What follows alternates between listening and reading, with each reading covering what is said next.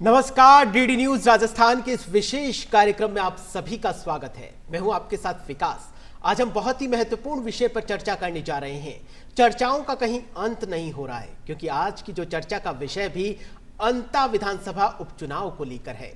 11 नवंबर को अंता विधानसभा में उपचुनाव होने जा रहा है। सभी राजनीतिक दल, जिसमें भारतीय जनता पार्टी की बात करी जाए, कांग्रेस की बात करी जाए या फिर निर्दलीय प्रत्याशियों की बात करी जाए, सभी चुनावी मैदान में उतर चुके हैं और जो भी राजनीतिक पार्टियां हैं वो अपने अपने प्रत्याशियों को जिताने के लिए जी जान से मेहनत कर रही है। ऐसे में ये जानना बहुत महत्वपूर्ण है कि अंता विधानसभा में जो उपचुनाव हो रहा है उसमें क्या कुछ राजनीतिक समीकरण बन रहे हैं, जनता के क्या कुछ मुद्दे हैं, निर्वाचन विभाग की क्या कुछ तैयारियां हैं और जो जनादेश आएगा 14 तारीख को उसको लेकर कितना कुछ प्रभाव पड़ेगा मौजूदा राजनीति पर। इन सभी विषयों पर चर्चा करने के लिए स्टूडियो में आज हमारे साथ में बेहद ही खास मेहमान मौजूद है। मैं जल्दी से उनका आपसे परिचय करवा देता हूं। हमारे साथ में भारतीय जनता पार्टी से राखी राठौड़ बीजेपी प्रवक्ता के तौर पे मौजूद है। राखी जी, आपका बहुत बहुत स्वागत है। हमारे साथ में कांग्रेस पार्टी से कांग्रेस प्रवक्ता के तौर पर पौरुष भारद्वाज जी मौजूद है। पौरुष जी, आपका भी बहुत बहुत स्वागत है। और हमारे साथ में वरिष्ठ पत्रकार और राजनीतिक विश्लेषक के तौर पर मणिमाला शर्मा जी मौजूद है। मणिमाला जी, आपका बहुत बहुत स्वागत है। इससे पहले कि हम हमारे एक्सपर्ट के साथ में चर्चा को शुरू करें, उससे पहले एक नजर डालते हैं अंता से हमारे इस विशेष। राजस्थान में एक बार फिर से चुनावी सरगर्मियां तेज हो गई है। जी हां, 12 जिले की अंता विधानसभा क्षेत्र में 11 नवंबर को उपचुनाव होने जा रहा है। आपको बता दें कि अंता विधानसभा सीट पर तत्कालीन भाजपा विधायक कंवरलाल मीणा की सदस्यता रद्द होने से यहां पर उपचुनाव हो रहा है। अंता विधानसभा 12 जिले की प्रमुख सीटों में से एक है और ये हमेशा से राजनीतिक रूप से महत्वपूर्ण रही है। यहाँ कांग्रेस और बीजेपी में पिछले 20 वर्षों से कड़ी टक्कर देखने को मिली है। अंता विधानसभा सीट पर होने वाले उपचुनाव में बीजेपी ने वर्तमान में 12 की प्रधान मोरपाल सुमन को अपना प्रत्याशी बनाया है, तो वहीं कांग्रेस ने पूर्व मंत्री और यहीं से विधायक रहे प्रमोद जैन भाया को अपना उम्मीदवार बनाया है। वहीं इस सीट पर नरेश कुमार भी निर्दलीय प्रत्याशी के तौर पर चुनावी मैदान में उतरे हैं। इन तीनों के अलावा यहां 12 प्रत्याशी मैदान में हैं। हमेशा से बीजेपी व कांग्रेस के बीच मुकाबले में रही ये सीट इस बार निर्दलीय प्रत्याशी की वजह से दिलचस्प हो गई है। पूरी राजस्थान की निगाहें इसी सीट पर टिकी हुई है। सभी प्रत्याशी अपनी अपनी जीत का दावा कर रहे हैं। जनता मुझे छोटे भाई के रूप में, बड़े भाई के रूप में ले रही है और ये मान के चल रही भाई ये परिवार है हमारा। मोरपाल सुमन को परिवार मानते हुए, भाई छोटा भाई मानते हुए मेरे लिए रात दिन कर रहे हैं और गांव-गांव डांड जा रहे हैं, वोट मांग रहे हैं। परिणाम तो जनता का जिस तरह से जुड़ाव है, जिस तरह से फलक पावड़े बिछा रहे हैं, तो निश्चित तौर पर जीत तो मेरी पक्की है। ये जनता जान चुकी है, जनता को भी भरोसा है और जनता के आधार पे ही, मेरे भगवान के आधार पे, ये भगवान है, जनता मेरे लिए भगवान है, भगवान से कम नहीं है। इनके आधार पे मैं चुनाव लड़ रहा हूँ। मैंने हमेशा जो एक जनप्रतिनिधि का नैतिक दायित्व और नैतिक धर्म होता है, क्षेत्र में विकास, क्षेत्र में सामाजिक सेवा के कार्य और क्षेत्र में धार्मिक कार्य, इन तीनों दायित्वों को पूरी ईमानदारी से मैंने निर्वाह किया है। 2.5 साल के लिए अंता की जनता इस बेटे पे, नरेश पर भरोसा करके और इसको मौका देगी। उन तमाम समस्याओं के लिए जीतूंगा तो विधानसभा में जाकर उनकी बात को रखूंगा, उनकी आवाज को बनूंगा। अंता विधानसभा सीट के 2008 के परिसीमन के बाद 2008 में कांग्रेस के प्रमोद जैन भाया, 2013 में बीजेपी के प्रभुलाल सैनी, 2018 में कांग्रेस से प्रमोद जैन भाया, तो वहीं 2023 में बीजेपी से कंवरलाल मीणा ने यहां पर जीत दर्ज की। पिछले 4 चुनावों में दोनों दलों ने 2-2 बार जीत दर्ज की है। अंता विधानसभा सीट के मतदाताओं की बात की जाए तो यहां पर 2,28,264 मतदाता है, जिनमें पुरुष मतदाता 1,16,783 है।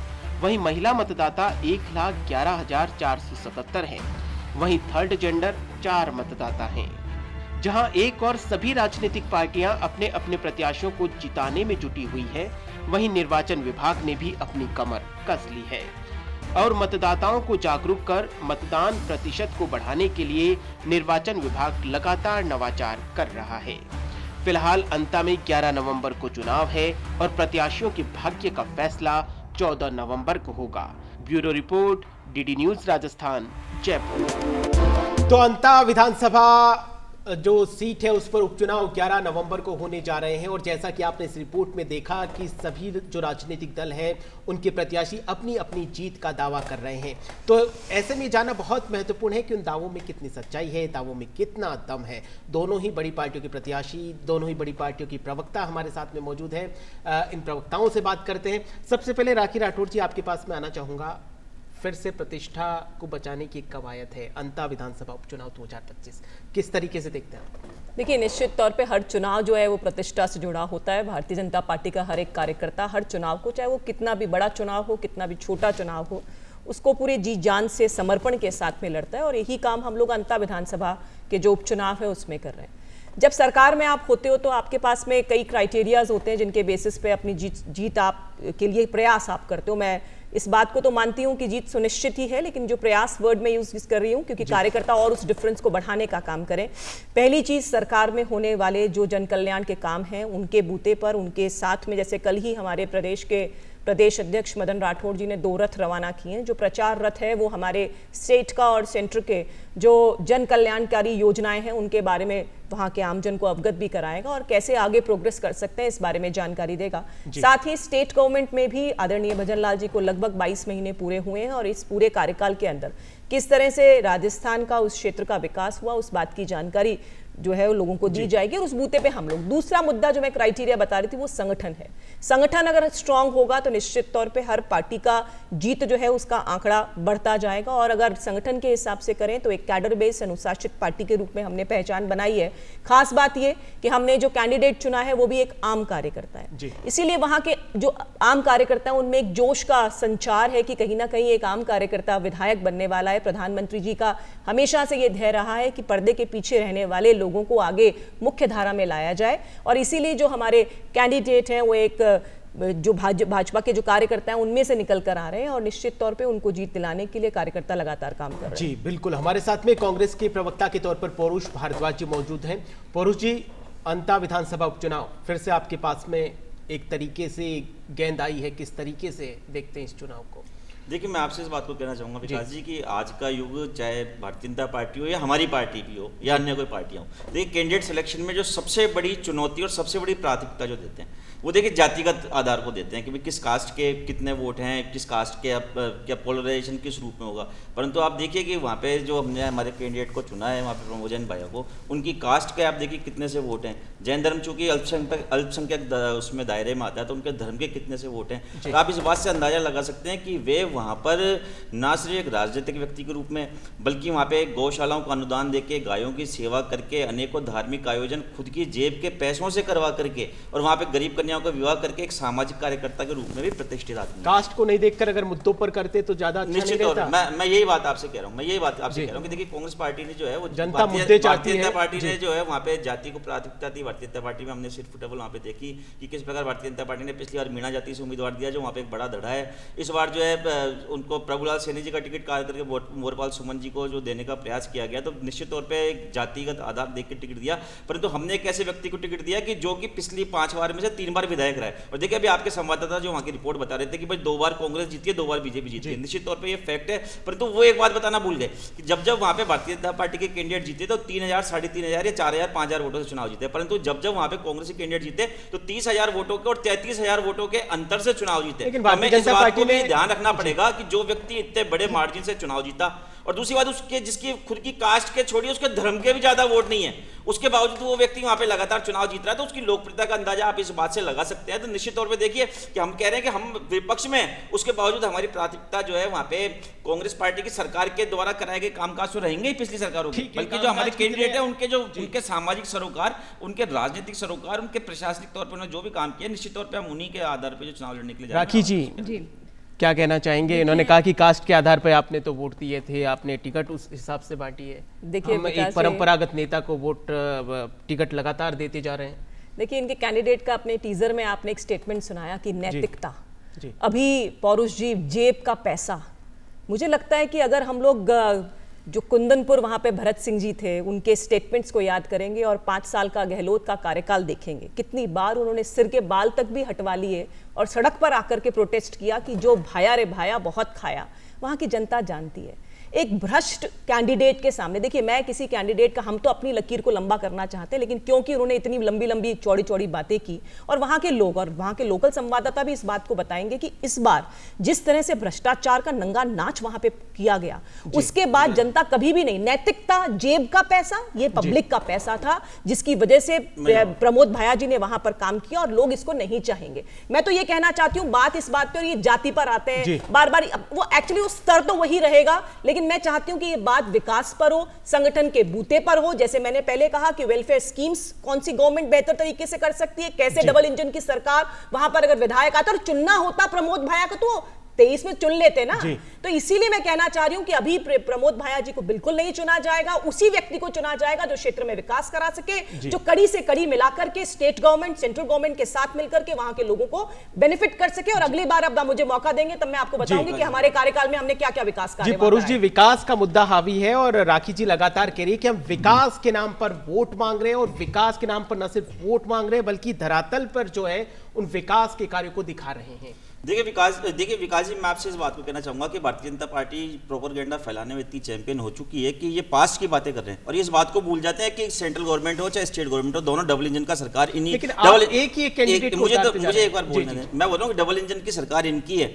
ये प्रमोद जैन भाया पर ही नहीं बल्कि हर विपक्षी नेता पे जो है भ्रष्टाचार के आरोप लगाते हैं। तो मैं आपसे कहता हूं कि जब आपकी खुद की पार्टी की सरकार है, तो अब मोदी जी जब 2014 में प्रधानमंत्री बनने के लिए जब प्रधानमंत्री कैंडिडेट बने थे, उस समय उन्होंने कहा था कि भाई मैं अगर प्रधानमंत्री बना तो मैं भारत में ऐसी कोर्टों का गठन करूंगा कि जनप्रतिनिधियों पर जो भी मुकदमे होंगे वो 6 महीने के अंदर अंदर जो निपटा दी जाएंगे, या तो वो दोषी ठहरा करके जेल में पड़े होंगे या फिर बेकसूर होकर पाक साफ होकर के वो करेंगे। अब मुझे बताइए, ये लोग मुकदमों को चला के लटकाते हैं और मैं दावा कर रहा हूं इस बात का, प्रमोद जैन भाया के खिलाफ आप एक केस अदालत में साबित करके बता दीजिएगा, चैलेंज करूंगा मैं आपको। और भ्रष्टाचार क्या होता है, आपकी सरकार के मंत्री खुद किरोड़ीलाल मीणा जी ने इस बात को कहा कि बीसलपुर परियोजना में सफाई के नाम पर 7 करोड़ रुपए रोज की बजरी, अवैध बजरी रोज निकाली जा रही है। और आप बात करते हैं सुशासन की, प्रदेश के अंदर कानून व्यवस्था फेल है, जानकारी अब आप पॉलिसी सुन लीजिए, शिक्षा व्यवस्था फेल है, इतना हाइपर होने की जरूरत नहीं है, मुद्दे पर आते हैं। विकास जी मुझे मौका दिलवाइए, नहीं तो बीच में बोलना। विधानसभा उपचुनाव को लेकर क्या कुछ मुद्दे हावी रहने वाले हैं, वो दूध का दूध और पानी का पानी तो खैर 14 नवंबर को रिजल्ट आएगा तब हो जाएगा। फिलहाल राखी जी, आप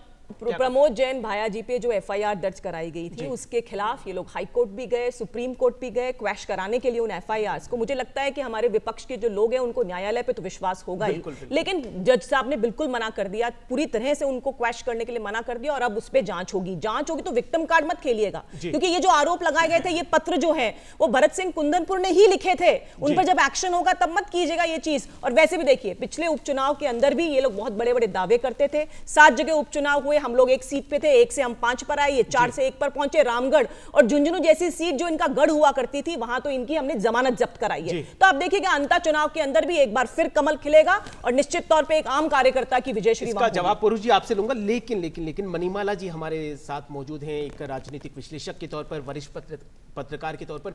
मणिमाला जी, आप किस तरीके से देखते हैं अंता विधानसभा उपचुनाव को? देखिए विकास जी, सबसे पहले तो मैं ये बताना चाहूँगी कि बेसिकली जब चुनाव होता है तो जब अगर हम राजस्थान की बात करें या किसी भी राज्य की बात करें, तो वहाँ पर अगर किसी अपन जिले में अपन रहते हैं या कोई विधानसभा सीट है उसका चुनाव होता है या इवन पार्षद का ही चुनाव होता है, तो वहाँ पे लोकल मुद्दे ज़्यादा हावी होते हैं, उसमें देश के मुद्दों को नहीं समेटा जाता। तो जो विकास के मुद्दे हैं जिससे आम जन जुड़ा होता है, चाहे वो पानी का हो, स्वच्छ पानी का हो, चाहे वो पहुंचने के साधन हो, उसमें जब सड़क मार्ग हो या रेल मार्ग हो या कोई भी चीज़ हो, मतलब आपस में जो लोकल लोगों को करता है मूलभूत आवश्यकताओं की, तो वो मुद्दे ज़्यादा प्रभावी रहते हैं। तो उन चुनावों के ऊपर इस अंतर चुनाव में जो बाई इलेक्शन हो रहा है, उपचुनाव हो रहा है, उसमें भी मेरे हिसाब से वही मुद्दे हावी रहने वाले हैं। ना तो कोई इसमें नैतिकता वाली चीज़ दिखाई देगी और ना ही इसमें कोई और चीज़ दिखाई देगी, क्योंकि अगर नैतिकता वाली बात करें, और जैसा भी रेखा जी उन्होंने बताया, राठौड़ जी ने बताया है कि तो अगर कमललाल जी भी आपराधिक उस पे मामले में दोषी ठहराए और उनको भी इसी चीज़ के लिए उनकी विधानसभा की सदस्यता से समाप्त की गई, तो मुझे नहीं लगता कि ये सब चीज़ें बीजेपी को फ़ायदा दे पाएगी। हाँ, अगर मोदी मैजिक जो का प्रभाव जिसका कि पूरे देश में चलता है, अगर वो चीज़ अगर एक बार फिर से आई तो फिर डेफिनेटली वो चीज़ बीजेपी के पक्ष में रहेगी।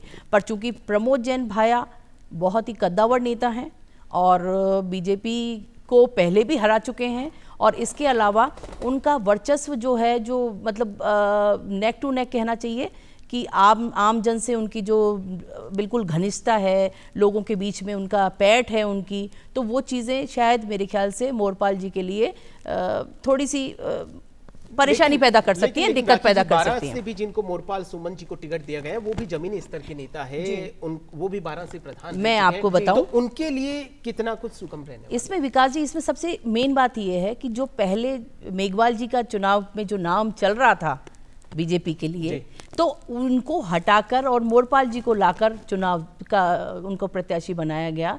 तो कहीं पर जमीनी स्तर पे कार्यकर्ताओं में इस चीज में, हाँ, कुछ कार्यकर्ताओं में इस चीज में थोड़ी सी दिक्कत है। देखिए, मुझे लगता है कि जो बातें अभी की गई है, विकास की बात जो है वो सबसे पहले होनी चाहिए, इसलिए सबसे पहले शुरुआत वहीं से करूंगी। अगर किसी क्षेत्र के लिए पानी की अगर आवश्यकता है तो आज वहां पर परवन जल परियोजना प्लस राम जल सेतु, जिसे पहले हम ERCP कहते थे, उसका 23,000 करोड़ का टेंडर हो चुका है। और ये दोनों काम होने के बाद आप देखिएगा कि पूर्वी राजस्थान की दशा और दिशा, हमारे प्रदेश के मुख्यमंत्री जिन्होंने एक भागीरथी प्रयास किया और पानी की व्यवस्था वहां पर की। देखिए, 12 को सबसे पहले जिला अगर किसी ने बनाया तो वो भैरव सिंह जी की सरकार के वक्त बना। अगर नेशनल हाईवेज, जिनकी सड़क की बात अभी हमारे बीच में की जा रही थी, तो 6 lane national highways, 4 double track जो ट्रेन के हैं वो भी अटल जी की गवर्नमेंट के वक्त ही हुए। वहां पर लहसुन की खेती, अगर आप लोकल बात करेंगे, अपने संवाददाता से भी बात करेंगे, तो लोकल लेवल पे लहसुन की खेती आने के बाद में वहां पे जो किसान है उनको समृद्धि मिली है। और वो पिछली बार जब प्रभुलाल सैनी जी वहां पर मंत्री थे और विधायक रहे, उससे पहले भी रघुवीर कौशल जी वहां पर रहे, तो उन्होंने एक मिनी सचिवालय वहां पर बनाया। तो वहां पे जो लोकल लेवल पे डेवलपमेंट हुआ, और देखिए सिंचाई के लिए नहरों को साफ करने का काम अगर शुरू किया तो पिछले ही वसुंधरा गवर्नमेंट के अंदर किया गया। तो डेवलपमेंट वर्क है वो तो निश्चित तौर पे इंपॉर्टेंट है ही है। कंवरलाल मीणा जी के बारे में जिस तरह से आपराधिक बात की, निश्चित तौर पे एक ऐसा केस था जिसके लिए उनकी विधाई की गई, लेकिन कंपैरिजन प्रमोद जैन भाया और उनके कामों को अगर करेगी जनता तो साफ देखेगी कि किसका पलड़ा भारी है। परुष जी, जैसा कि राखी जी ने बताया कि जब जब इनकी सरकार रही है 12 में एक तरीके से विकास का पूरा रोड मैप तैयार किया गया है। आपकी भी सरकार रही है, आपने ऐसे कुछ काम किए हैं जिनको देखकर जनता सोचेगी कि हाँ। देखिए विकास जो होता है वो एक सतत निरंतर चलने वाली प्रक्रिया होती है। उसमें कुछ गवर्नमेंटेज जो होती है वो कुछ एक्स्ट्रा कुछ ऐड कर देती है और कुछ हटा देती है। भाई विकास के मामले में कोई भी सरकार ये कहे कि सारा हमने कराया, वो जो है मुझे लगता है कि जनता भी इस तर्क पे खरी नहीं उतरती, क्योंकि जनता, आप देखिए इन्होंने इतनी बातें कही, उसके बाद में इन्होंने जिन रघुवीर सिंह कौशल जी का नाम लिया, रघुवीर सिंह कौशल जी 2008 में इन्हीं प्रमोद जैन भाया जी से लगभग 30,000 वोटों से चुनाव हार के बैठे। फिर बताइए वो चुनाव क्यों हार गए। और दूसरी बात मैं कहना चाहूंगा कि वहां पे लोकल स्तर का जितना भी डेवलपमेंट है, निश्चित तौर पे देखिए कि कांग्रेस सरकार की ही देन है। और दूसरी बात मैं इनके प्रत्याशी के बारे में कह दूं मैं आपको कि वहां पे आप अपने लोकल संवाददाता से पूछ लीजिए, वहां पे नरेश मीणा के भी स्टेटमेंट आते हैं। वहां सब लोग बातें करते हैं कि चुनाव या तो कांग्रेस जीतेगी या नरेश मीणा जीतेगा। ये मैं नहीं कह रहा, वहां के लोग बात कहते हैं। नरेश मीणा भी जो है वहां पे आलोचना करता था प्रमोद जैन भाया की करता है, एक कैंडिडेट की नहीं करता। और दूसरी बात एक चीज और मैं कहता हूं आपको, भारतीय जनता पार्टी की आंतरिक राजनीति हालांकि, पर जो राजनीतिक विश्लेषक है, बड़ी बहन मणिमाला जी भी मेरी इस बात से अभी सहमति व्यक्त करेंगे और आप इनसे अगर मेरे सवाल को दोहराएंगे तो, कि भारतीय जनता पार्टी में देखिए इंटरनल पॉलिटिक्स इतनी तगड़ी चली पड़ी है। इनके प्रदेश अध्यक्ष जी और इनके मुख्यमंत्री जी तो वहां पे जो इनके पूर्व विधायक जो थे प्रभुलाल सैनी जी, उनको टिकट दिलाना चाहते थे। एक तरफ मेघवाल जी टिकट के दावेदार थे, ये टिकट गया इनके दुष्यंत जी के और एक्स सीएम वसुंधरा मैडम के पाले के अंदर। अब आप देखिए दौसा में एक उपचुनाव हुआ था, आपको ध्यान होगा, जब चुनाव किरोड़लाल जी के भाई वहां पे हार गए थे तो उन्होंने ये बात कही थी, बोले हमें तो अपनों ने लूटा, गैरों में कहां दम था। मणिमाला जी, हम चर्चा कर रहे थे किस तरीके से जो मुद्दे हावी होने वाले अंतः विधानसभा उपचुनाव 2025 को लेकर, कौन कौन से मुद्दे हावी रह सकते हैं। देखिए, विकास का मुद्दा तो सर्वोपरि है ही है, पर इस टाइम पर अगर कांग्रेस की बात करें तो वो चाहेगी कि जो भी 2.5 साल का भजनलाल सरकार का जो भी सुशासन है या उनके हिसाब से तथाकथित कुशासन है, उसके ऊपर वो जनता के बीच में जाकर और वोट मांगे। कई ऐसे मुद्दे हैं जिन मुद्दों के ऊपर चर्चा करी जा रही है। जी मनी, देखिए, अब कांग्रेस सरकार, कांग्रेस की जो प्रमोद जैन भाया है, उनको ये लगता है कि हम जनता के बीच में जाएंगे और उनसे पिछले 2.5 साल के भजनलाल सरकार के कामों का हिसाब मांगेंगे और उसके आधार पर जो एंटी इनकम्बेंसी वोट्स हैं वो शायद उनको पड़ सकता है और उसके आधार पर वो जीत सकते हैं। पर इधर हम अगर मोरपाल सुमन जी की बात करें तो वो ये उनका मुद्दा सबसे पहले यही है कि हमारी सरकार ने जो डबल इंजन की सरकार है, जो केंद्र में और राज्य में एक साथ है, भजनलाल सरकार और मोदी सरकार, तो उसके आधार पर हम लोगों ने बहुत ही अच्छा राजस्थान में काम किया है। और पिछले 2.5 साल से लगातार जो भजनलाल सरकार है वो अच्छी अच्छी चीज़ों को करने में, छोटे से छोटे ज़िले को उसको भी सुधारने में और उसके बारे में उसका विकास करने में पूर्ण रूप से सहयोग प्रदान कर रही है। जो जिलाधिकारी वगैरह हैं वो भी जाके काम कर रहे हैं, ग्रामीण स्तर पर भी काम हो रहा है। तो वो मोरपाल जी का सबसे बड़ा वो मतलब कहना चाहिए हथियार रहेगा कि वो प्रोटेक्ट करें अपनी पार्टी को और जाकर बोलें कि नहीं, हमारी सरकार ने ये काम किया है और हम उस चीज़ में सफल रहे हैं। जी पौरुष जी, आप लगातार बोल रहे थे कि कांग्रेस पार्टी ने ये किया है, इतने विकास कार्य किए, लेकिन जो प्रत्यक्ष को प्रमाण की आवश्यकता नहीं है। जो 7 विधानसभा उपचुनाव हुए हैं उसमें बीजेपी ने 5 में जीत दर्ज की है, आपने महज 1 में जीत दर्ज की है। 80 अभी तक उपचुनाव हुए हैं, जिसमें जिला परिषद के भी चुनाव है, निकाय के भी चुनाव है और भी नगर परिषद के भी चुनाव है। 80 में से 68 पर बीजेपी ने जीत दर्ज करी है। आप संगठन की बात कर रहे हैं, आपका संगठन क्या कर रहा है? आपके संगठन में क्यों एकजुटता नहीं है? क्यों अलग अलग धड़े बने हुए हैं जिनका रिजल्ट जनता के सामने? विकास जी, देखिए मैं आपसे इस बात को कहना चाहूंगा कि आपने मुझे जो अभी आंकड़े गिनाए, इसके अलावा कुछ आंकड़े और जो प्रदेश में चुनाव हुए थे मैं उनके बारे में भी आपसे कहना चाहूंगा। नहीं, फिलहाल आंकड़े नहीं, मैं बिल्कुल मैं आपके आंकड़ों को दुरुस्त करना चाहूंगा। जो आपने मुझे जो भी सारी बातें बताई, इसके अलावा प्रदेश में कुछ चुनाव और हुए थे। एक चुनाव जो है वो उसका हुआ था कि जब इन्होंने एक सुरेंद्र पाल सिंह जी टीटी हुए थे, उनको इन्होंने बिना विधायक बनाए इन्होंने मंत्री बना दिया था और उनके जो मंत्री थे उनको जनता ने उपचुनाव में हरा करके अग्निवीर मंत्री बना करके वापस भेज दिया। चूंकि अग्निवीर जो है स्कीम भारतीय जनता पार्टी की नई नई आई थी, इसलिए जनता ने कहा कि हम भी एक्सपेरिमेंट करके देखते हैं, वापस मंत्री आ गए थे। उसके बाद देखिए कि राजस्थान में 25 लोकसभा क्षेत्र के चुनाव हुए। कहाँ तो ये लोग जो है उसकी बात कर रहे थे कि हैट्रिक बनाएंगे हम लोग।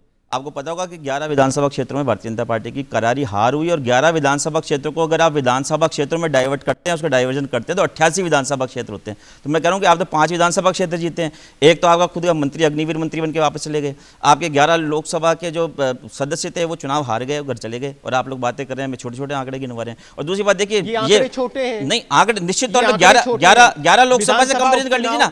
अच्छा मुझे चलिए आप बता दीजिए, आप मुझे कह रहे हैं 5 विधानसभा क्षेत्र, 11 लोकसभा क्षेत्र में कितने विधानसभा क्षेत्र होते हैं? ये तो आंकड़े जो हैं 11 लोकसभा क्षेत्र में कितने होते हैं मुझे बताइए। मुझे लगता ठीक है, राजस्थान एक ऐसा चैनल है जहां पे शांति से और बहुत ही सभ्य और संस्कारी तरीके से डिबेट बिल्कुल ऐसी होती है। मैं उम्मीद करती हूं कि पौरुष जी अपने संस्कार दिखाएंगे यहां पर और शांति से मेरी बात भी सुनेंगे, जिससे मैंने इंटरप्ट नहीं किया और व्यक्तिगत टिप्पणी नहीं करेंगे। जी जी बिल्कुल बिल्कुल।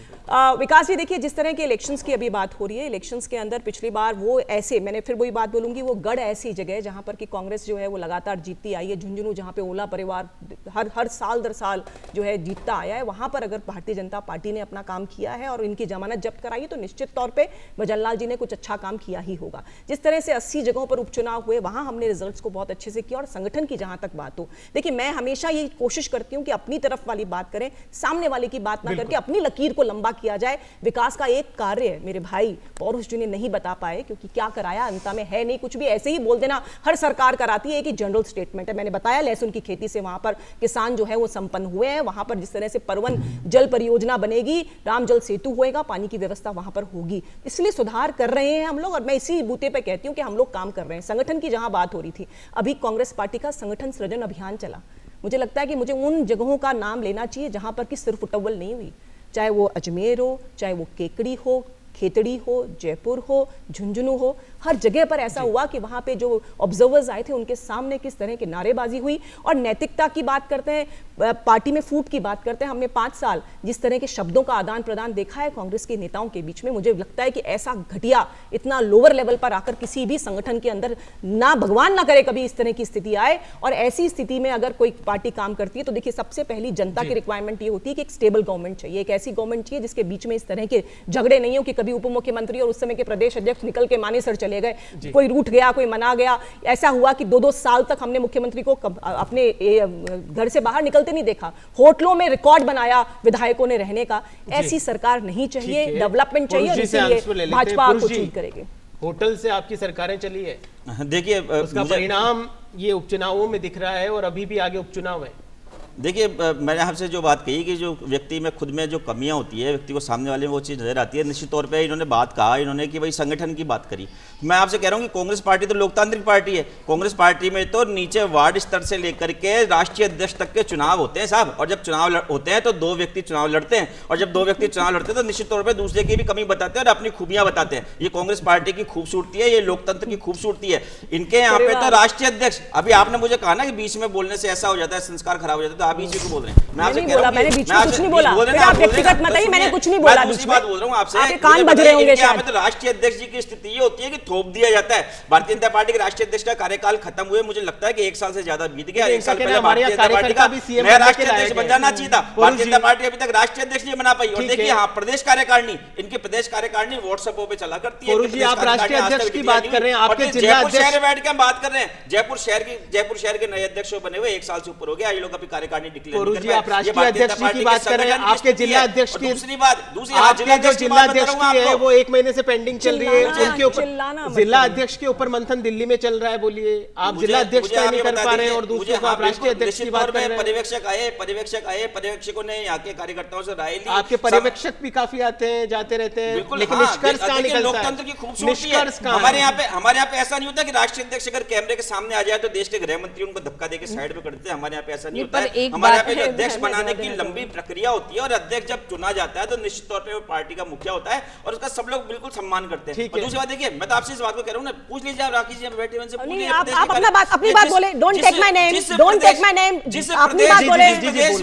जिस प्रदेश भाजपा की यहाँ पे प्रवक्ता बन के आए हैं, उस प्रदेश भाजपा की कार्यकारिणी कब डिक्लेयर हो रही है, ये तो पूछ लीजिए इनसे। नहीं, पर एक बात बोलना चाहूंगी, एक बात आपको इंटरप्ट कर रही हूँ, इसके लिए माफी चाहती हूँ, पर आप ये बताइए फौरुज जी, क्या एक जिला स्तर की कार्यकारिणी में जिला अध्यक्ष को तय करने के लिए भी क्या सेंट्रल से पर्यवेक्षक आकर और वो तय करेंगे, या यहाँ के जो लोग हैं, यहाँ पर आपकी कार्यकर्ता हैं, यहाँ के जो राजस्थान प्रदेश के जो कार्यकर्ता हैं या जिला लेवल पे जो काम कर रहे हैं लोग हैं, नेता हैं, स्थानीय नेता हैं, वो लोग उस चीज़ को तय करेंगे? जिला अध्यक्ष एक बहुत बड़ा मुद्दा थोड़ी है कि बाहर से आप पर्यवेक्षक आ रहे हैं, वो सब बातें कर रहे हैं, वो सब चीज़ें जानकारियाँ ले रहे हैं, फिर एक जिला अध्यक्ष को तय कर रहे हैं। मुझे नहीं लगता इस चीज़ के लिए, अब फिर तय भी नहीं हो रहा, तो मुझे नहीं लगता ये चीजें देंगे तो मैं इसको इतिहास यही मैं एक बात यही बात बोलना चाहूंगी, इस चीज के इतिहास से वर्तमान को जोड़ करके मैं सारी चीज, हाँ, तो यही मैं जोड़ना चाहूंगी। मैं आपसे इस बात को कहना चाहूंगा कि कांग्रेस पार्टी में जो कि विकास भी एक निरंतर चलने वाली मुझे पहले बदलाव, एक बार जवाब ले लेते हैं इनका, आप फिर आपके पास कई बातें की हैं, मणिमाला जी ने मेरे से पूछा, एक बार राकेश जी से जवाब ले लेते हैं फिर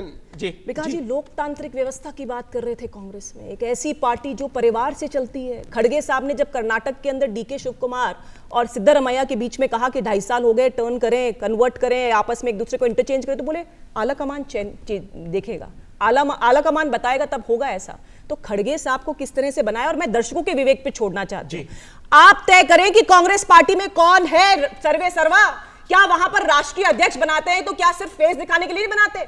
आज भी कहीं पर अगर होता है तो राहुल गांधी, सोनिया गांधी, प्रियंका गांधी आगे होती है, किस ओहदे से होती है? मुझे समझ में नहीं आया कभी। तो एक परिवार से बनी हुई पार्टी कैसे लोकतांत्रिक व्यवस्था संगठन के अंदर की बात कर सकती है? ये नैतिकता कहां से आती है? आप एक बार बता दीजिए कि चुनाव आयोग के नियम है कि राजनीतिक पार्टियों को अपने आंतरिक चुनाव कराने आवश्यक है। हमने तो पूरे देश के सामने चुनाव करवाए, हमारी पार्टी के 2 नेता माननीय खड़गे साहब और दूसरे हमारे उनके सामने चुनाव लड़ा। मुझे आप ये बता दीजिए कि आप तो भाजपा में कम से कम उदाहरण प्रस्तुत कर दीजिए, राष्ट्रीय स्तर पे ना सिर्फ प्रदेश स्तर पे उदाहरण प्रस्तुत। चलिए अंता पे फिर से अंता पे लौटते हैं। इन्होंने राहुल गांधी जी के बारे में पूछा था, इनको पता नहीं कि राहुल गांधी जी नेता, मुझे मालूम नहीं करना, उनके बारे में मालूम नहीं करना, उनके बारे में मालूम नहीं, संगठन की बात हो रही है, नेता प्रतिपक्ष कहां होता है? अंता पे आते हैं, चलिए साइड में करते हैं कि कैमरे के सामने आ रहे भैया। राष्ट्रीय राजनीति को छोड़ते हुए अंता पे फिर से लौटते, अंता में आपको क्या लगता है कौन सी चुनौती है फिलहाल आपके सामने? देखिए, मैं तो आपको क्या कोई चुनौती है या नहीं? मैं तो इस बात को कह रहा हूं कि हम तो अंता को जीतने के लिए इतने कॉन्फिडेंट है कि हमने तो देखिए सबसे पहले हमने तो कैंडिडेट भी सबसे पहले जाकर घोषित कर दिया, और हमारे तो सारे नेताओं ने जाकर उनको नॉमिनेशन भी भरवा दिया। कैंडिडेट लगातार वही घोषित हो रहा है, कोई नया कैंडिडेट नहीं। आपने अभी थोड़ी देर पहले सवाल उठाया कि बीजेपी मतलब किसी और कैंडिडेट को खड़ा करते, तो बीजेपी नए कैंडिडेट कैंडिडेट को खड़ा करती है और वो जीतता भी है। विकास जी देखिए, भारतीय जनता पार्टी हम तो एक परिवार के पीछे चलने वाले, एक परिवार के पीछे चलेंगे। भारतीय जनता पार्टी के कैंडिडेट अगली बार, एक बार तो चुनाव जीतते हैं मामूली वोटों से, और अगली बार जब वो चुनाव लड़ने के लिए जाते हैं तो 30,000 वोटों के मार्जिन से हार जाते हैं। मामूली और भारतीय ज्यादा वोट का भारतीय जनता पार्टी को इसलिए बार-बार कैंडिडेट ढूंढने वोट पड़ते की हैं, और जीत। भारतीय जनता पार्टी ऐसा कैंडिडेट ढूंढ के लाती है कि जिसको भारतीय जनता पार्टी हमारे कैंडिडेटों पे तो आरोप लगाती है साहब इनके खिलाफ न्यायालय में मुकदमे चल रहे हैं, अरे आपके कैंडिडेट को तो न्यायालय ने बाकायदा दोषी साबित कर दिया। लेकिन हथियार रखने के जुर्म में प्रशासनिक व्यवस्था का एसडीएम बना हुआ, उस पर आपके विधायक ने हथियार तान दिया। मणिमाला जी, भारत के जो संविधान जो जिस पार्टी का प्रतिनिधि चुना हुआ एक सरकारी अधिकारी पर बंदूक तान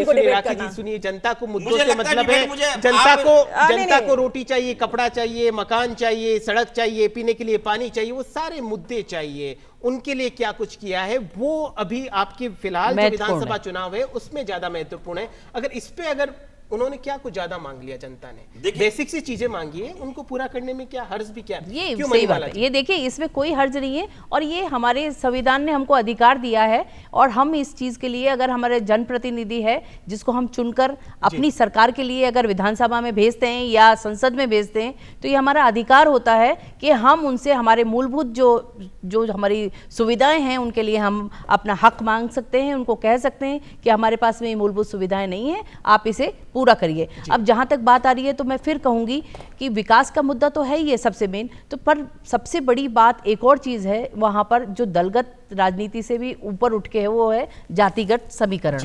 और यहाँ पर जातिगत समीकरणों को साधने के लिए दोनों ही पार्टियों ने भरपूर काम किया है। ये बात अलग है कि बीजेपी से मेघवाल जी स्वतंत्र उम्मीदवार के रूप में खड़े हो गए, बागी खड़े हो गए हैं, और कांग्रेस से नरेश मीणा खड़े हो गए हैं। बीजेपी ने काफी हद तक जितने भी जो उनके बागी उम्मीदवार हैं उनको समझा बुझाकर बिठा भी दिया है, काफी हद तक बीजेपी सफल भी हुई है। पर आप देखिए, पर जैसे कि अब नरेश मीणा खड़े हैं, और नरेश मीणा को खड़े होने, नरेश मीणा 101% जो भारतीय जनता पार्टी का जो मीणा समाज का और माली सैनी समाज का वो है जो कि ध्रुवीकरण है, उसको तोड़ने का भरपूर प्रयास करेंगे। जी ठीक है, दोनों पार्टियों के साथ में मौजूद हैं। दोनों से बारी बारी से मैं आपसे प्रश्न पूछ लेता हूँ। एक ही नरेश मीणा को लेकर क्या कुछ राजनीति में चेंज होगा विधानसभा उपचुनाव अंत में? देखिए विकास जी, मुझे लगता है कि नरेश मीणा जी जो है उनका पुराना इतिहास भी रहा है। जब देवली उनियारा में भी उन्होंने चुनाव लड़ा, वो तीसरे नंबर पे रहे। पब्लिक, मैं फिर भी ये बात करूंगी, एक स्टेबिलिटी चाहती है, वो चाहती है स्थिरता, एक ऐसा जन जो कि समझे चीज़ों को और समझ करके आगे उनके क्षेत्र के प्रोग्रेस के लिए काम करे। जिस तरह से हमारे प्रदेश के मुख्यमंत्री जी ने लगातार काम किया, और युवाओं के लिए स्पेशली मैं कहना चाहूँगी कि पिछले सालों जो दंश हमारे युवाओं ने झेला, पेपर लीक का दंश झेला, रोजगार की हम बात करते, राजस्थान से भी बच्चे बहुत ज़्यादा संख्या में बाहर जाते हैं, और इसीलिए हमने पहले ही साल में राइजिंग राजस्थान जैसा एक इवेंट किया जिससे यहाँ पर ही रोजगार के अवसर जो है पैदा हो सकें। और इसीलिए मुख्यमंत्री जी पूरे 5 साल के टाइम में 6 लाख से ऊपर रोजगार और 4 लाख सरकारी नौकरी देने का वादा किया है। 51,000 पे नियुक्तियां दे चुके हैं, और 1.5 लाख जो है वो प्रोसेस में है। आप देखिए अब जो कैलेंडर जारी हुआ है आरपीएससी द्वारा, उसके माध्यम से सही तरीके से, स्पष्ट पारदर्शी तरीके से जो युवाओं का भरोसा है वो आदरणीय भजनलाल जी के साथ आ रहा है। और जिस तरह से यमुना जल समझौता है, रामजल सेतु है, मैंने पहले भी कहा वहां पे पानी का बड़ा इंपॉर्टेंट रोल है,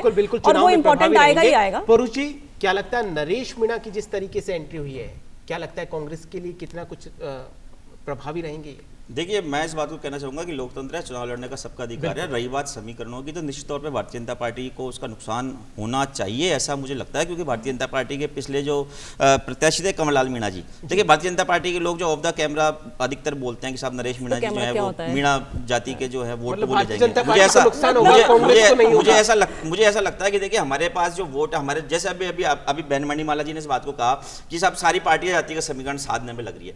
मैं इस बात को कहना चाहूंगा कि हमने तो एक ऐसा कैंडिडेट दिया है कि जिसकी खुद की जाति के, खुद के धर्म पे वहां पे 10,000 वोट भी नहीं है, उसके बावजूद वो व्यक्ति हमेशा शानदार 30,000 वोटों से चुनाव जीत करके विधायक बनता है। तो निश्चित तौर पे जातिगत समीकरणों की हमें बिल्कुल चिंता नहीं है। हमारे पास में सबसे पहला जो फेस है वो हमारे खुद के कैंडिडेट का है कि उनके द्वारा वहां पे जो विकास कार्य कराए गए हो, चाहे वहां पे वो धार्मिक कार्यों में संलिप्त रहते हो, चाहे वो सामाजिक कार्यों में आगे रहते हैं, सब जगह रहते हैं। तो निश्चित तौर पर हमें हमारे प्रत्याशी का भी हमें माइलेज मिलने के लिए जा रहा है। और ये भारतीय जनता पार्टी की प्रवक्ता भी बातें कर रही थी बड़ी बड़ी कि भाई हमारे प्रदेश में ये हो गया, वो हो गया। मैं आपसे इस बात बात को कहना चाहूंगा कि इन्होंने जो राइजिंग राजस्थान की बात करी, देखिए कितना बड़ा धोखा। मुख्यमंत्री जी के बाद खुद के स्टेटमेंट आए, जब उनसे पूछा गया पत्रकारों के द्वारा सवाल की साहब कहां तक बात पहुंची, तो बोले कि हमारे तो इन्वेस्टर फोन ही नहीं उठा रहे। लेकिन मुख्यमंत्री जी खुद कह रहे हैं, एक राज्य का मुख्यमंत्री कह रहा है कि भैया इन्वेस्टर मेरा फोन ही नहीं उठा रहा। दूसरी बात देखिए, इन्होंने युवाओं की बात करी। मैं आपसे इस बात को कहना चाहूंगा, युवाओं की आपकी सरकार में युवाओं को लेकर जो एग्जाम हुए थे 50% से ज्यादा पेपर लीक हो गए थे, अभी तक जांच चल रही है। और आज ही अखबार में आपने पढ़ा होगा मीडिया रिपोर्ट्स में, जो एलडीसी आप ही के सरकार की कार्यकाल में हुई थी उसमें भी फर्जीवाड़ा हुआ है। मतलब जहां हाथ रखो वहां कुछ न कुछ निकल रहा है। ये देखिए मेरी बात सुनिए कि पूरे देश की जनता ने सबसे पहले पूरे देश में भ्रष्टाचार पेपर लीक का अगर प्रदेश की बात चल रही है, आप बोल रही हैं, आप मुझे नहीं बात प्रदेश की और प्रदेश की और अंता विधानसभा उपचुनाव को लेकर चर्चा चल रही है, तो बेहतर होगा कि हम प्रदेश के मुद्दों पर रहेंगे। बिल्कुल, मैं आपसे इस बात को कहना चाहूंगा कि प्रदेश के अंदर भी पहली बार पेपर लीक का अगर राजस्थान की जनता ने सुना तो भारतीय जनता पार्टी की माननीय वसुंधरा राजे जी की सरकार थी। और आपको ध्यान होगा कि पहले जो राजस्थान जुडिशियल सर्विस उसके जो पेपर्स हैं वो पहले आरपीएससी कराया करती थी। बाद में जब हाईकोर्ट में मामला गया, हाईकोर्ट ने कहा बोले कि भैया हमारी न्यायपालिका को आप लोग भ्रष्ट मत करो, और आरपीएससी से लेकर के आरजीएस की परीक्षा उन्होंने खुद के अंडर में ले ली। और दूसरी बात आप कहना चाहेंगे कि कह रहे हैं आपकी भाई ये ना हमारे कांग्रेस के समय में जो एसआई भर्ती वाले मामले दूसरे हुए, उसके बाद क्या हुई, आप जिस एसआई भर्ती को मुद्दा बना करके आप सरकार में आए, आपने सरकार में आते स्टैंड चेंज कर लिया, आप उसमें कोई ठोस निर्णय नहीं ले पाए। जब आपने उसके मामले में हमारे द्वारा जो एसआईटी बनाई गई थी, उसने जो गिरफ्तारियां की थी, हमने खुद ने आगे बढ़ के हमारे द्वारा नियुक्त आरपीएससी मेंबर को गिरफ्तार किया। परंतु आपने सरकार में आने के बाद क्या किया, आपने उसका नाम एसओजी बदला। और जब बाद में जैसा कि हनुमान बेनीवाल जी ने आरोप लगाया कि आपकी सरकार के एक मंत्री और वरिष्ठ आईएएस की उसमें जब संलिप्तता पाई गई, आप उस मामले में न्यूट्रल हो गए। आपने एसओजी ने कहा कि इसको भर्ती परीक्षा को कैंसिल कर दो, डबल एजी ने कहा कि भर्ती परीक्षा को कैंसिल कर दो, इनसे ठोस समिति ने कहा कि भर्ती परीक्षा को कैंसिल कर दो। उसके बावजूद सरकार अपना कोई स्टैंड क्लियर नहीं कर पाई। और आज भी मैं कहना चाह रहा हूं, भारतीय जनता पार्टी के प्रवक्ता से इस मुद्दे पर सवाल पूछा जाए, ऑन कैमरा पूछा जाए कि ये उस भर्ती परीक्षा को रद्द करने के पक्ष में है या उसके खिलाफ है, पूछिए। तमाम भर्ती परीक्षाओं को लेकर चर्चा चल रही है और वाकई में युवा जो है किसी भी देश की कहें तो रीढ़ की हड्डी होती है, तो उनके बारे में भी बात करना बहुत जरूरी है। उनका कहना कोई ठोस कदम नहीं उठाया। देखिए, सबसे पहले जिस एसआईटी और इस एसओजी की बात हो रही है उसमें ही बहुत बड़ा फर्क है। एक बंदूक देना बिना गोली के और एक बंदूक देना जिसमें गोली हो। क्योंकि देखिए, ये सब जो हाई कोर्ट ने भी कोई आदेश दिया, उसका बेसिस क्या था विकास जी? उसका बेसिस था जो हमारी एसओजी ने जांच करी। पहले भी देखो 2022 का प्रकरण है, उसके बाद 2021 का केस है, 2021 की भर्ती है। 2 साल का समय पिछली गवर्नमेंट के पास था। अगर इच्छा शक्ति होती तो 2 साल के अंदर दूध का दूध और पानी का पानी किया जाता, लेकिन नहीं हुआ। क्योंकि सिर्फ दिखाने के लिए, जैसे मैंने कहा ना, बंदूक दी, गोली नहीं है उसके अंदर, एसआईटी गठित की, लेकिन तो किसको पकड़ा? अब बीच में बोल रहे हैं, बीच में विकास जी देखिए, उस समय पकड़ा किसको? जिसने पेपर खरीदा, जबकि करना क्या चाहिए था? जिसने पेपर बेचा उसको पकड़ना चाहिए था। इसलिए वही बंदूक है जो बिना गोली के है। हमने जब एसओजी बनाई तो उसी बेसिस पे हाई कोर्ट में आज केस अगर चल रहा है तो उसकी बुनियाद क्या है? इन्होंने बंदूक में गोली डाली और बंदूक बीच में बोलना है, बीच में बोलना है। अगर बीच में बोलना है तो ये कोई तरीका नहीं होता। विकास जी, इसको चुप कराइए, नहीं, इसको चुप कराइए, ये गलत तरीका है, ये गलत परिपाटी है। जो दूसरे बीच में बोलना बहुत ही गलत है। जब इन्होंने इतनी सारी बातें की, हमारे मंत्री के बारे में कह रहे हैं, इसके बारे में कह रहे हैं, मैंने चुपचाप सुना क्योंकि मैं जवाब देती। पेशेंस है ना, पेशेंस रखिए, सच्चाई सुननी पड़ेगी, उससे उद्दुलत होने से कुछ फायदा नहीं होगा। आपने किया ऐसा, 2 साल का समय सफिशिएंट होता है किसी भी गवर्नमेंट के पास, लेकिन रीत की कोई तरीका है। विकास जी, ऐसे लोगों को मत बुलाया कीजिए। मैं आपसे हाथ जोड़ के रिक्वेस्ट करती हूं विकास जी, अगर ऐसे लोगों को आपको अपना डेकोरम डिग्रेड करना है तो प्लीज मत बुलाया कीजिए, मुझे मत बुलाया। ठीक है, ज्यादा अच्छा है, ये लेवल को डिग्रेड करना है। क्यों बोल रहे हैं गुरुजी? आप बता रहे हैं कि इन्होंने कुछ नहीं किया, तो अब अंता विधानसभा उपचुनाव में लेकर युवाओं के लिए या पूरा कुछ आपने जो खाका मैनिफेस्टो तैयार किया उसमें क्या कुछ विशेष है? क्या कुछ विशेष है? अंता विधानसभा उपचुनाव को लेकर कुछ मैनिफेस्टो आपने तैयार किया होगा? देखिए, निश्चित तौर पे चूंकि हम लोग विपक्ष में हैं और विपक्ष के नाते भारतीय जनता पार्टी को की सरकार की सारी कमियां हमने उजागर करी है और वहां पे जो भी कमियां सरकार के द्वारा छोड़ी गई है आप उजागर कर रहे हैं, करेंगे क्या? मैं कह रहा हूं ना, आपको बता रहा हूं ना, तो मुझे सवाल का जवाब तो दे दीजिए ना। तो मैं आपसे इस बात को कह रहा हूं कि वहां पे जितनी भी कमियां जो रही है सरकार के विधायक के द्वारा वहां पे छोड़ी गई, निश्चित तौर पर उन सभी कमियों को दूर करवाया जाएगा। और उसके अलावा हमारे विधायक की, मैंने जैसा कि पहले कहा, देखिए जनप्रतिनिधि जो होता है, विकास एक ऐसी प्रक्रिया है जो सतत सतत रूप से चलती है, 100% विकास भी कोई नहीं करवा पाता और 0% विकास पे भी कोई जनप्रतिनिधि नहीं रहता। जनप्रतिनिधि सच्चा वो होता है कि जो जनता से सीधा कनेक्टेड रहता है, जनता की समस्याओं को सुनता है और जनता के परिवार के मेंबर की तरह बिहेव करता है। और निश्चित तौर पे पिछले सारे चुनाव में 30,000 से अधिक वोटों से जिता करके वहां की जनता ने, और एक बार नहीं कई बार बड़ी मार्जिन से चुनाव जिता करके इस बात को बताया कि प्रमोद जैन भाया, उनका जो भाया सरनेम है, आपको पता है उनका नाम, उनका पूरा नाम प्रमोद कुमार जैन है। भाया जो सरनेम पड़ा वो वहां भी जनता के द्वारा दिया गया नाम है। और ग्रामीण परिवेश में भाया उसको बोला जाता है जो अपना, जिसको माताएं अपना बेटा मानती है, जिसको अपना भाई मानती है, उसको भाया बोला जाता है। परू जी, इतिहास के बेस पर हम कब तक चुनाव लड़ेंगे? ये वर्तमान परिप्रेक्ष्य में हम जी रहे हैं। वर्तमान परिप्रेक्ष्य को देखते हुए समय काल परिस्थितियों के अनुसार मुद्दे चेंज होते रहते हैं। बिल्कुल। क्यों मनीमाला जी, क्या लगता है मैनिफेस्टो जो है वो कितना कुछ महत्वपूर्ण, वो बहुत जरूरी है। किसी भी पार्टी की जो आइडेंटिटी है, आइडियोलॉजी है, वो उसकी मैनिफेस्टो में झलकनी चाहिए। और कोशिश यही रहती है कि आप अगर अपना घोषणा पत्र बनाएं तो जो भी आप करना चाहते हैं या जो आप कर चुके हैं उनको, जो चक्कर क्या है, प्रॉब्लम ये होती है हमारे साथ में कि आज हमारे पास में बीजेपी की गवर्नमेंट है, तो यहाँ पर जो भी अब इन्होंने नए काम शुरू हुए, अगली बार अगर कांग्रेस गवर्नमेंट आ जाएगी तो वो सारे कार्यक्रमों को बंद करवा देगी और अपनी तरफ से नए कार्यक्रम कर देगी। ऐसे ही कांग्रेस गवर्नमेंट जब काम कर रही थी तो कांग्रेस गवर्नमेंट के टाइम पर जो भी कार्यक्रम हुए वो सब चीज़ बंद कर दी गई और उसके आधार पर नए कार्यक्रम शुरू कर दिए गए। तो सबसे बड़ी प्रॉब्लम ये होती है कि हर जो सरकार होती है वो अपने ही चीज़ों को हाईलाइट करने का प्रयास करती है और अपनी ही जो सफलताएं हैं उनको बताने का प्रयास करती है। कई बार तो मैं पत्रकार की हैसियत से आपसे बता रही हूँ आपको, कई बार तो मैंने ऐसे देखा है कि जैसे कोई ओवरब्रिज बना या कुछ भी बना, वो सब कुछ हो गया और गवर्नमेंट चेंज हो गई या कुछ हो गया और वहां पर जिसने करवाया पूरे 5 साल की मेहनत करी उस व्यक्ति का उसमें नाम नहीं होता है। जो लोकार्पण करते हैं फिर नेक्स्ट गवर्नमेंट वाले उनका उसमें नाम लगा दिया जाता है।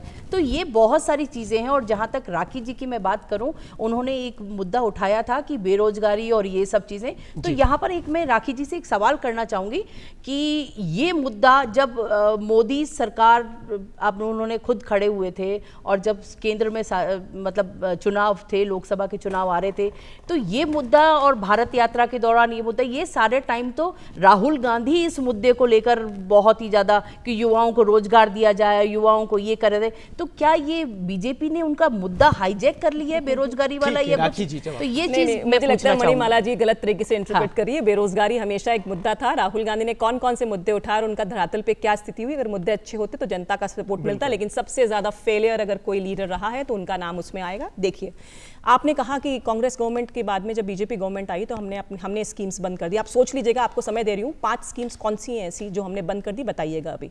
लेकिन आगे बढ़ते हुए देखिए, डेवलपमेंट की जो बात करी, मैं फिर वही बात कहूंगी कि हम लोगों ने उस काम को किया, जैसे सिंचाई वहां का बैकबोन है, पानी वहां का बैकबोन है, उस पानी की व्यवस्था को सही तरीके से करके हमने लेवल पर ला करके किसानों को, लहसुन की खेती को प्रोटेक्ट करके वहां पे काम किया है। जिला घोषित करना और वहां पे डेवलपमेंट करना, रोड्स का काम, रेलवेज का काम, कि धरातल पे किए हुए काम है जो कि जनता के बीच में हम लोग जाएंगे और जिस तरह से संगठन की हमारी ताकत है उसके बूते पे निश्चित तौर पे हमको वहां पे सफलता ही मिलेगी और डिफरेंस जो होगा पिछली बार की जीत का उससे हम बढ़ाएंगे। अगर बहुत अच्छा काम किया होता तो मैं फिर वही बात की, आप पिछली बार ही जीत लेते ना, 2023 के अंदर ही जीत लेते अगर आपने इतना अच्छा काम किया था। क्योंकि लोगों ने आपको रिजेक्ट किया, क्योंकि जनता चाहती है कि कड़ी से कड़ी मिले, क्योंकि जनता चाहती है कि उस क्षेत्र का विकास हो और इसीलिए उस विकास के साथ हम लोग काम करेंगे। बेरोजगारी की बात कर रहे थे, देखिए एक फर्क साफ है। अशोक गहलोत ने जब इस तरह के इन्वेस्टर्स को इन्वाइट किया था, आपको याद है विकास जी कब इन्वाइट किया था? आखिरी साल में। और आखिरी साल में अगर इन्वेस्टर आएगा तो उसका विश्वास कैसे होगा कि पता नहीं, यहां तो हमेशा रोटी पलटी जाती है, सरकार आएगी नहीं आएगी, लेकिन हमने वो इच्छा शक्ति दिखाई, साल पहले ही आते किया और दिसंबर के अंदर भजन लाल जी उसका रिपोर्ट देंगे, उसकी रिपोर्ट कार्ड देंगे कि क्या किया है। पुरुष जी, हर साल ऐसा क्यों होता है जब भी आपकी सरकार आती है, 5वें साल में जाकर आप बड़े स्तर पे काम करते हैं, 6 महीने बचते तब बड़ी बड़ी योजनाओं को लॉन्च करते हैं, ना तो वो धरातल पे पहुंचती है ना वो जनता तक पहुंचती है? देखिए, राखी जी का भी यही कहना है। आपके सवाल का जवाब देने से पहले जो राखी जी ने जो मणिमाला जी सवाल पूछा था कि भाई 5 आप ऐसे काम बता दीजिए कि जो कि भारतीय जनता पार्टी की सरकार ने आते उनका कारण भी बताइए। हाँ, मैं फिर आप भी इससे बोल रहे हैं। मुझे कहा है, मुझे कहा है, मुझे क्योंकि आपने काउंटर किया तब मैंने बोला, ये तो नहीं बोलती मैं। अरे वो तो दर्शक देख रहे हैं सभ्यता का, दर्शक देख रहे हैं सभ्यता का, दर्शक देख रहे हैं, योजनाएं कौन सी बंद दर्शक देख रहे हैं, योजनाएं कौन सी बंद करी गई, कौन से शुरू करी गई। फिलहाल इन्होंने सबसे पहले आती ओपीएस जो हमारी सरकार के द्वारा शुरू किया गया था, जो सरकार अरे वो तो बेसलेस था ओपीएस। अरे क्या बातें करते हैं आप? हमने उनको नई पेंशन स्कीम दी है, अगर आप जिक्र करेंगे तो करेंगे। पोरू जी, लेकिन निवेदन पोरू जी निवेदन ये पोरू जी नहीं, आप अगर मुझे पॉइंट आउट करके करेंगे तो बोलूंगी मैं। मैंने आपको नहीं बोला, मैंने आपको बोला क्या? आप व्यक्तिगत तौर पे कमेंट ना करें, व्यक्तिगत तौर पे किसी भी प्रकार का कोई कमेंट बार बार कहा जा रहा है लेकिन नहीं मान रहा है ये प्रदेश की बात कीजिए। ओपीएस का जो मुद्दा है वो सेंटर का, किसी और दिन उस ओपीएस एमपीएस के बारे में भी चर्चा करेंगे। फिलहाल बेसलेस अब ऐसे हो गया जैसे मैनिफेस्टो में और बात करेंगे, वक्फ बोर्ड हटा देंगे, आपका बस ही नहीं करना। अंता विधानसभा चुनाव हमने चिरंजीवी की योजना जो 25 लाख रुपए की योजना थी प्रदेश में, जो एक वो आम चालू आदमी को चालू है। निजी अस्पतालों में 850 रुपए दे करके जो है वो 25 लाख का इलाज कराने की अनुमति दी थी, इन्होंने उसके नए रजिस्ट्रेशन पे रोक लगा दी। ये चालू है वो स्कीम, पहले से चालू है ना स्कीम, तो स्कीम चालू है ना। पोरू जी क्या बातें कर रहे हैं? ठीक है पोरू जी। अरे राजीव गांधी का क्या क्राइटेरिया था? आपने अपने लोगों को भरकर दे दिया। विकास जी सबसे बड़ा घोटाला है राजीव गांधी मित्र योजना, सबसे बड़ा घोटाला है राजीव गांधी युवा योजना। आपने अपने लोगों को भर लिया उसके लिए बिना किसी क्राइटेरिया के। गलत भ्रष्टाचार है, भ्रष्टाचार को हटना ही चाहिए। अगर आप दोनों ही बोलेंगे तो कोई नहीं सुन पाएगा। पोरू जी मेरी बात सुनिए, अगर हम इतनी योजनाएं चलाते हैं धरातल पर भी आती है तो फिर हम सत्ता में क्यों नहीं लौटते हैं? विकास जी देखिए आपके सवाल का जवाब इसी जगह आ गया। आप दावा कर रहे हैं कि इतनी अच्छी योजना चलाई है समाज के हर वर्ग के उत्थान के लिए। भामाशाह के बाद चिरंजीवी कब तारीख बताएं? भामाशाह के बाद चिरंजीवी कब शुरू की थी बता दीजिएगा। मैं आपसे इस बात को कह रहा हूँ कि देखिए आपने मेरे से सवाल पूछा कि भाई हम लोग आखिरी समझ क्यों चालू करते हैं। भारतीय जनता पार्टी के द्वारा कितना बड़ा भ्रम फैलाया जाता है। मैं आपका ध्यान दिलाना चाहूंगा कि हमने वर्ष 2021 के अंदर जो है प्रति उपभोक्ता को 50 यूनिट बिजली फ्री देना शुरू कर दिया था।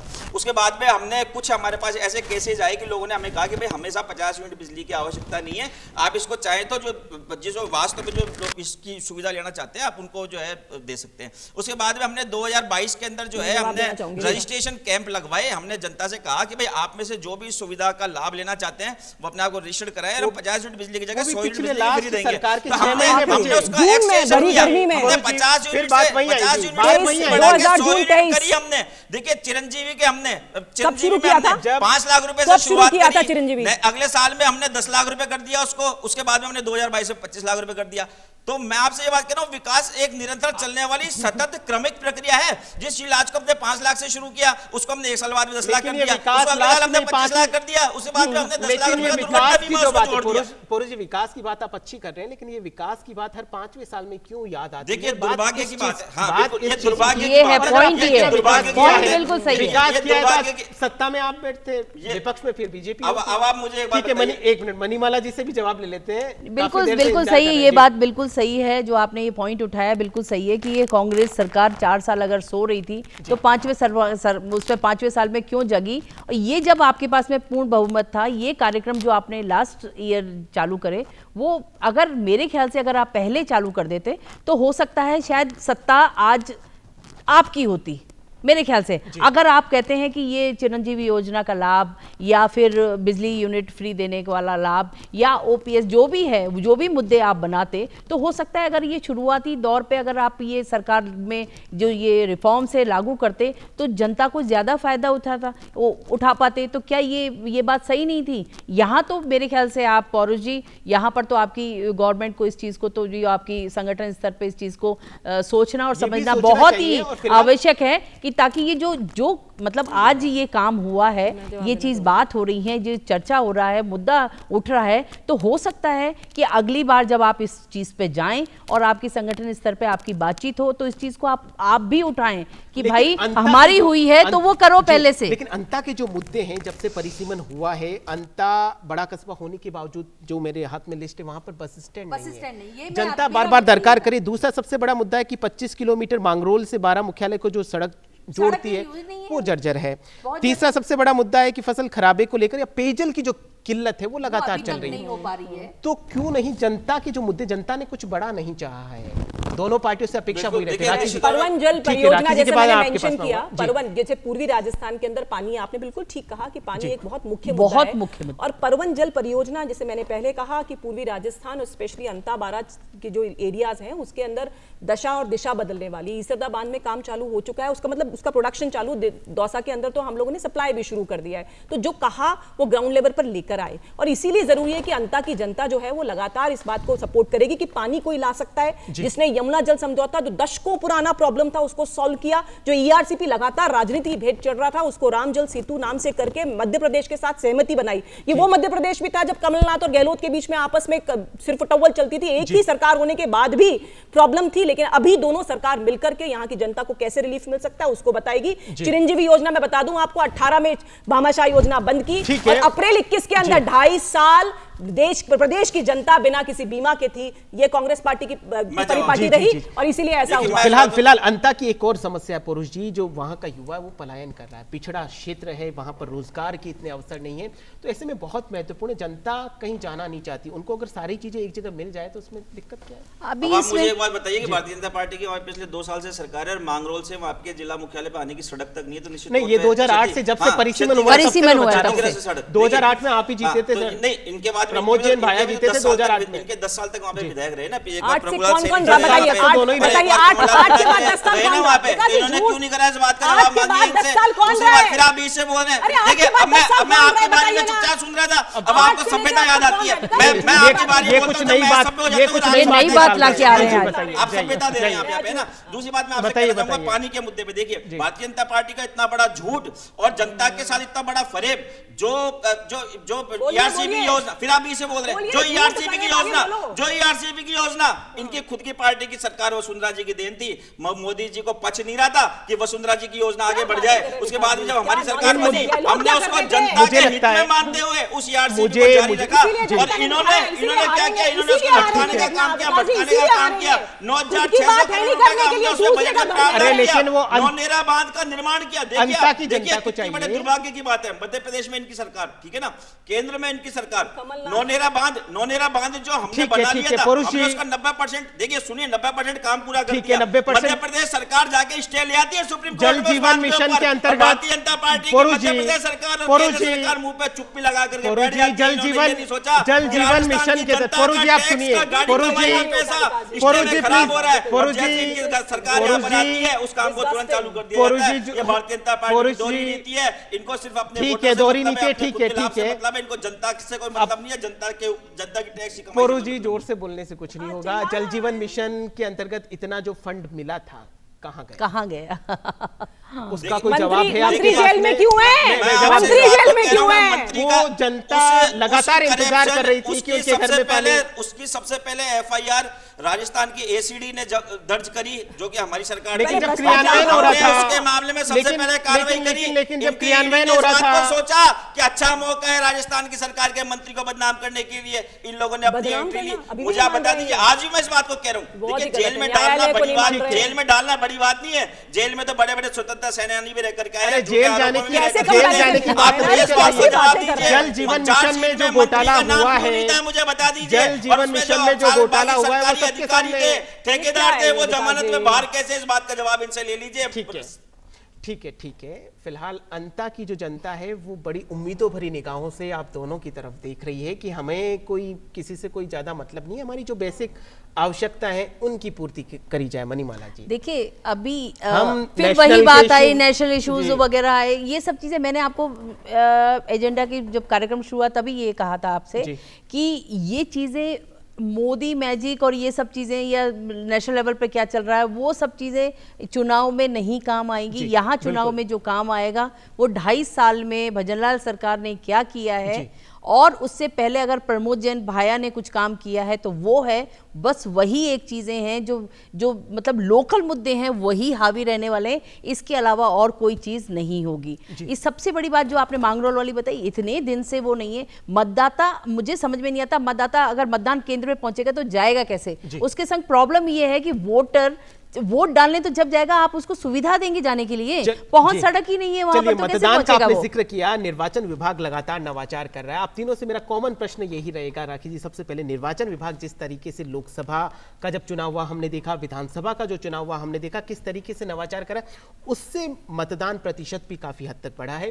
तो निर्वाचन विभाग को लेकर क्या कुछ जो तैयारियां चल रही है उनको लेकर क्या कुछ भारतीय जनता पार्टी के प्रवक्ता होने की हैसियत से बिल्कुल, निर्वाचन विभाग एक कॉन्स्टिट्यूशनल बॉडी है और अपनी जिम्मेदारियों को बखूबी निभाते हैं। जिस तरह से जो ओल्ड एज के लोग हैं उनके घर पे जाकर के मतदान करने का नवाचार पिछले चुनावों में भी हुआ और इस बार भी चुनाव में होगा, जिससे मतदान जो है वो बुजुर्ग लोग, जो वृद्ध लोग जो आ नहीं सकते, उनके लिए एक व्यवस्था की गई है। साथ ही टोटलिंग की भी एक कहा कि पहले जो है वो ऐसा होता था कि जो बैलेट पेपर्स हैं उनकी पहले काउंटिंग होती खत्म नहीं होती थी, उससे पहले ईवीएम शुरू होती थी, शायद उसको भी ठीक कराया। तो लगातार नवाचार चलते रहते हैं और एक पारदर्शी इलेक्शंस कराना हर एक संवैधानिक संस्था, हर एक प्रदेश की संवैधानिक संस्था की जिम्मेदारी है और वही जिम्मेदारी यहाँ भी पुरुष जी, सभी राजनीतिक पार्टी अपने अपने प्रत्याशियों को जिताने की कोशिश करती है, लेकिन निर्वाचन विभाग की बहुत बड़ी भूमिका और लगातार वो नवाचार कर रहा है। आप किस तरीके से देखिए? देखिए, निश्चित तौर पर राजस्थान में जो है भूमिका, जो अभी राकेश जी ने जो चीज़ बताई, निश्चित तौर पे नवाचार हुए हैं। उसमें जब वृद्धजनों को भी पोलिंग स्टेशन तक लाने की है, फिर उनके मतदान की जो है प्रक्रिया, उसके लिए भी अच्छा काम किया। पर तो देखिए, मैं इस बात को कहना चाहूँगा कि कुछ एक ऐसे प्रश्न रह जाते हैं जिसमें निर्वाचन विभाग को काम करना चाहिए। देखिए, दो चीज़ होती है कि एक तो मंशा के साथ कुछ किया हुआ गलत काम, और कई बार चीज़ें भूल से भी रह जाती है। तो मैं निर्वाचन आयोग को इस बात का सुझाव देना चाहूँगा कि जिस प्रकार पिछले कई चुनाव में खामी आई कि जब हम शाम को पोलिंग खत्म हो जाती है, उसके बाद में हम आंकड़े जारी करने में देर कर देते हैं। उसके बाद कई बार हमने देखा 10-10 दिन तक बाद में हमने आंकड़े जारी करे, और जो मौके पे हुए मतदान और 10 दिन बाद में जारी किए गए आंकड़ों में जो फर्क आता है, और कई बार जो आंकड़े जारी किए गए उनमें और वोट गिनती के समय में जो फर्क आता है, तो निश्चित तौर पे हो सकता है कि कई बार तकनीकी त्रुटि रह गई हो, तो निर्वाचन आयोग को इस तरह भी ध्यान देना चाहिए। जी, लेकिन सबसे बड़ी, एक लाइन ऐड करना चाहूंगी विकास जी। एक मिनट, मनीमाला जी से प्रश्न। ये सबसे नवाचार हमेशा कर रहा है। अब पहले मैं इतने सालों से हम लोग वोट दे रहे हैं, कर रहे हैं, पहले सोशल मीडिया वगैरह नहीं था तो उस चीज़ पे ज़्यादा निर्वाचन विभाग तवज्जो नहीं देता था, पर आज जो सोशल मीडिया की ताकत है उसको निर्वाचन विभाग ने भी स्वीकार किया है। चाहे वो नेशनल लेवल पे लोकसभा के चुनाव हो या किसी भी विधानसभा के चुनाव हो, तो ये लोग अब उसमें रील्स वगैरह भी डालने लगे ताकि मतदाताओं को रिझाया जाए, उनको बताया जाए कि उनको जागरूकता दिखाई जाए कि इस तारीख को पोलिंग है, तो आप जाकर अपने नियरेस्ट मतदान केंद्र पर काम करिए, जाके वोट डालिए, अपने अधिकारों का प्रयोग कीजिए। इसके अलावा सबसे बड़ी बात यह है कि BLOs जो हैं वो फोन करते हैं घर पे, आप बताते हैं, पर्ची देने जाते हैं, उस वक्त जाके बात करते हैं और बोलते हैं कि आपको उस जगह जाके और आपको वोट डालना है।